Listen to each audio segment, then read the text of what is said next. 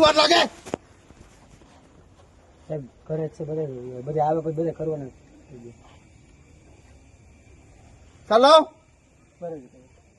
હું છે ને એક એક ની ચામડી ઉધારી નાખી તો એટલું યાદ રાખજે વિશાલ કરવા માંડો આમાં કેવું છે બધાનું મગજ થોડો ખરાબ થયું બરોબર 8 મિનિટ 6 મિનિટ નો હા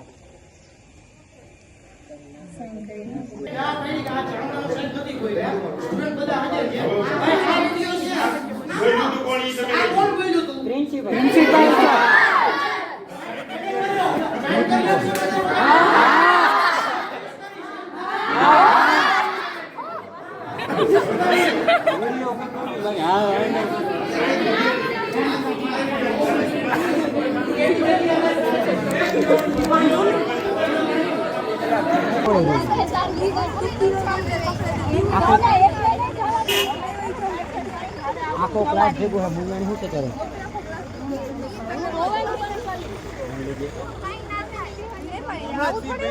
રાજકોટના કાલાવડ રોડ ઉપર આવેલી ગાર્દી વિદ્યાપીઠની અંદર વીએમ મહેતા આયુર્વેદિક ઇન્સ્ટિટ્યૂટના વિદ્યાર્થીઓને મને ફરિયાદ કરેલી કે અમે બીજા વર્ષમાં જે વિદ્યાર્થીઓ છે અમે જ્યારે કાઉન્સિલ દ્વારા અમે જે પહેલા વર્ષમાં જ્યારે પ્રવેશ લીધો હતો ત્યારે પરીક્ષા ફી 3000 હતી, પરંતુ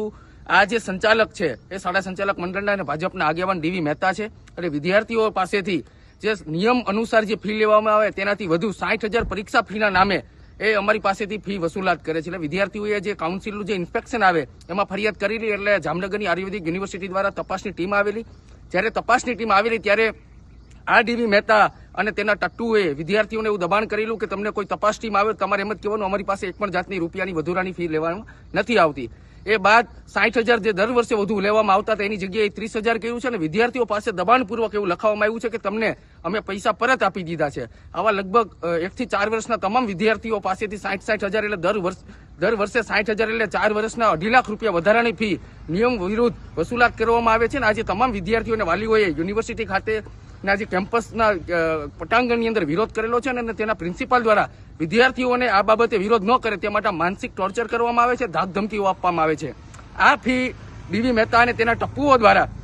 પરત ન આપવી એ માટે એમને બસના ટ્રાન્સપોર્ટેશન જો આવે, કારણ કે રાજકોટથી 30 કિલોમીટર આવેલી કેમ્પસ છે એટલે બસના ફીમાં 40% વધારો ઠોકી દીધો. અને ક્યાંક ને ક્યાંક ગઈકાલે જ ડીવી મહેતાના આ જ કેમ્પસની અંદર ભાજપના પૂર્વ મિનિસ્ટરો અને રાજકોટના સાંસદને બોલાવી અને વિદ્યાર્થીઓને એક પ્રકારનો મેસેજ આપવામાં આવ્યો છે કે અમે ભાજપના આગેવાન છે, અમારું કોઈ જાતનું ન બગાડી શકે. પરંતુ ડીવી મહેતા એ યાદ રાખે કે વિદ્યાર્થીઓ પાસેથી તમે જે રીતના ગેરકાયદેસર રીતના પૈસા વસૂલાત કરી છે તે પરત નહીં આપવામાં આવે. ગુરુવારે તમારા ઘરનો ઘેરાવ પણ કરીશું. એટલે મહેરબાની કરી અને આ વધારાના પૈસા જે વસૂલા એ પરત આપી દો.